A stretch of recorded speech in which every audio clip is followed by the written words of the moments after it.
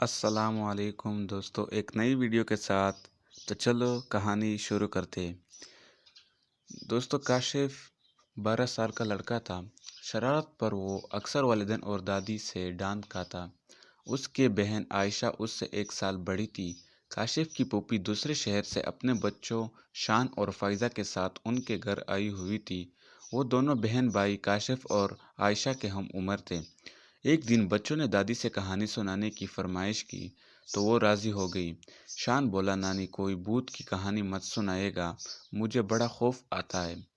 بھوتوں کی کہانیوں سے یہ سننا تھا کہ کاشف کے کان کھڑے ہو گئے۔ ایک شرارتی مسکراہٹ اس کے لبوں پر اور آنکھوں میں ایک چمک سی آ گئی۔ عائشہ اسی منی خیز نظروں سے دیکھنے لگی۔ کہانی ختم ہونے کے بعد عائشہ نے کاشف سے کہا، لگتا ہے تم شان کو بھوت بن کر ڈراؤ گے۔ کاشف منہ پر انگلی رکھتے ہوئے بولا، آہستہ بولو، سچ بڑا مزہ آئے گا۔ رات کو جب وہ سو جائے گا تو میں اسے بھوت بن کر ڈراؤں گا۔ حالت دیکھنے والی ہوگی اس کی۔ رات ہو چکی تھی۔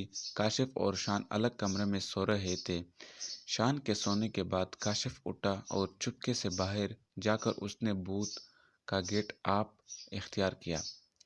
اب اس کے قدم اپنے کمرے کی طرف بڑھنے لگے جہاں شان سو رہا تھا۔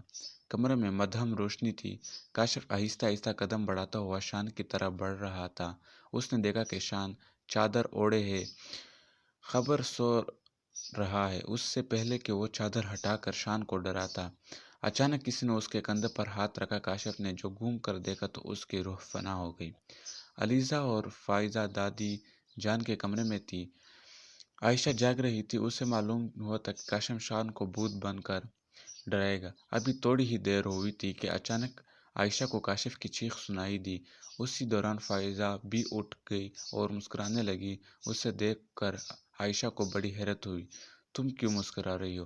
علیزہ نے پوچھا۔ فائزہ نے علیزہ کے کان میں کچھ کہا جسے سن کر عائشہ بھی مسکرا دی۔ کاشف کی چیخ سن کر دونوں ہنس پڑے، پھر اٹھ کر کاشف کے کمرے کی طرف چل دیے۔ کاشف اپنے سامنے بھوت کو دیکھ کر تر تر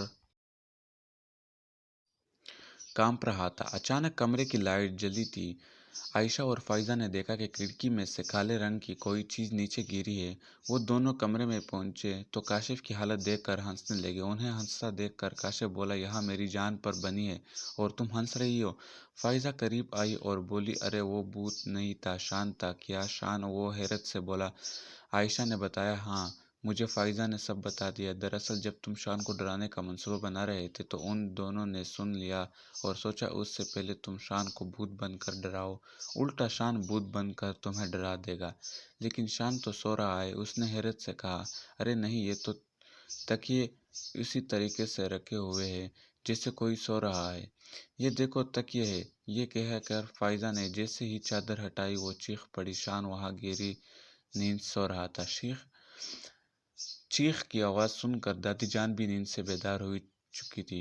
وہ خود سے بولی، ارے یہ بچے کہاں ہیں؟ چیخ بھی کاشف کے کمرے کی طرف سے آئی ہے۔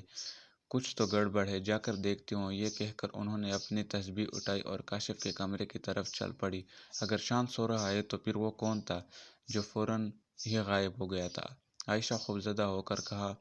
اسی دوران شان بھی آنکھیں ملتا ہوا کھڑا ہو گیا اور پوچھا، یہ کاشف بھوت کیوں بنا ہوا ہے؟ فائزہ نے کہا، کسی قدر بے خبر سوتے ہیں بھائی، اس قدر شور بھی آنکھ نہیں کھلی۔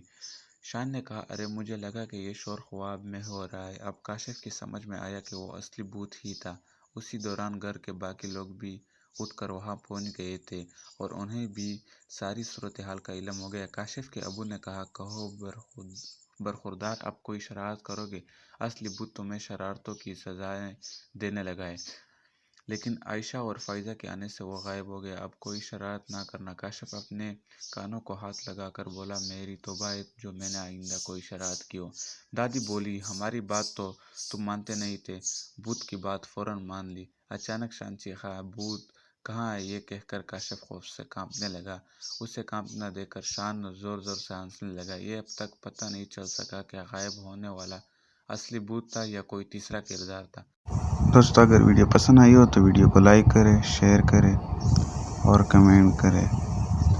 اور چینل پر اگر نئے آئے ہو تو چینل کو سبسکرائب کریں تاکہ نئی آنے والی ویڈیو سب سے پہلے آپ لوگوں کو پہنچ جائے۔ اپنا ڈیٹ سارا خیال رکھیں۔ تھینک یو، خدا حافظ۔